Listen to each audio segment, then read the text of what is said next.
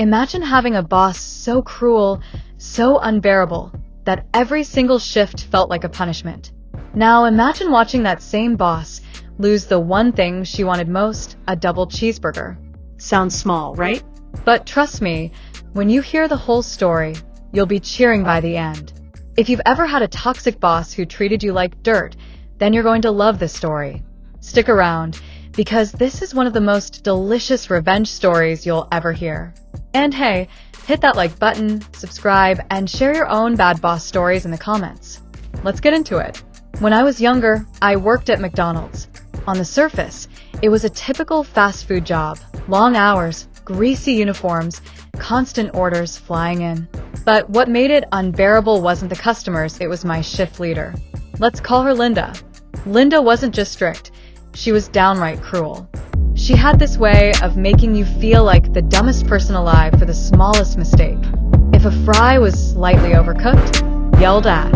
If you moved too slow at the register, yelled at. If you looked at her the wrong way, you guessed it, yelled at. She was a master of micromanagement, hovering behind your shoulder, arms crossed, waiting for the tiniest slip-up so she could pounce. And she didn't just correct you. Oh no, she humiliated you. Loud enough so the whole crew, sometimes even the customers, could hear. The worst part? She did it with this smug little smirk, like she enjoyed tearing people down. And everyone hated her for it. One day, I overheard her mocking my work best friend. She literally repeated my friend's words back in a whiny, sing-song voice, like a schoolyard bully. I saw my friend's face fall, and something inside me snapped. You know that moment when your blood feels hot in your veins? When your chest tightens, and you think, why am I letting this person walk all over me? That was me in that kitchen. I wasn't just angry for myself anymore. I was angry for all of us who had to put up with Linda's daily torment. And right there, I promised myself I was going to get back at her. Not with yelling, not with fighting, but with something far more satisfying. The chance came on an ordinary shift. Orders were flying in, burgers sizzling on the grill, and the kitchen smelled like a mix of grease and salt. Linda was on the line, and I noticed something. She had made a double cheeseburger with no pickles. And here's the thing, customers rarely ask for that specific modification. Plus, she slapped a random special request sticker on it, one that didn't even say what was different. That's when it hit me. She wasn't making that burger for a customer. She was making it for herself. We weren't supposed to make our own food ahead of time. It was against policy. But Linda thought she was clever, sneaking it in so she'd have something ready for her break. The burger sat there for a couple of minutes, just sitting, waiting, tempting. I glanced at my bestie, and we locked eyes. My lips curled into the tiniest smile. I said loud enough for the kitchen to hear, this burger's been sitting out for a while.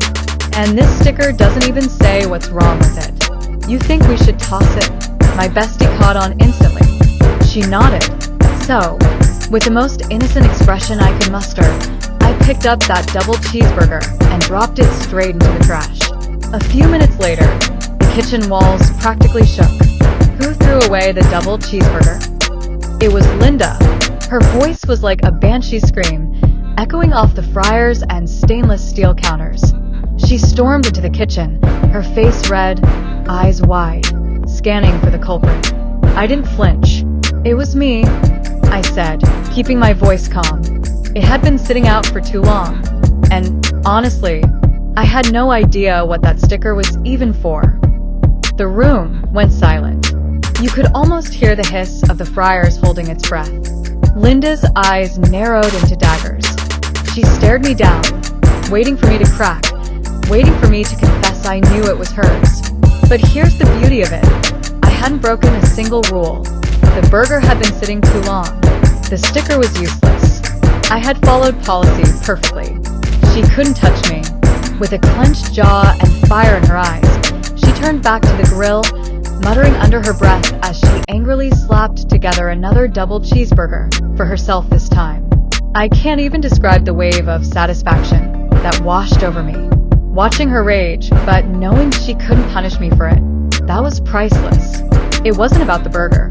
It was about finally standing up to someone who thought they could bully us all without consequences. For once, she was the one humiliated. She was the one scrambling to fix a mistake. And the best part? Everyone else in the kitchen knew exactly what had happened.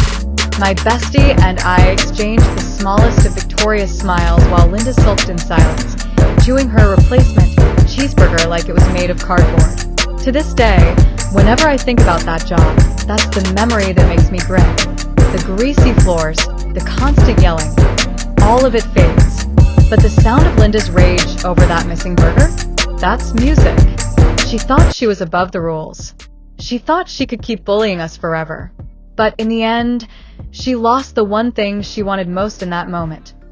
All because I played by the book. And I'll be honest, it was the best double cheeseburger I never ate. Sometimes revenge doesn't have to be big or dramatic. Sometimes it's as simple as taking away the one thing your bully thinks they're entitled to. And trust me, it's just as satisfying. If this story made you laugh or gave you chills, smash that like button and subscribe for more real-life revenge stories. And tell me in the comments, what's the pettiest but most satisfying revenge you've ever pulled off? I'd love to read them. Until next time, serve just as hot and maybe without pickles.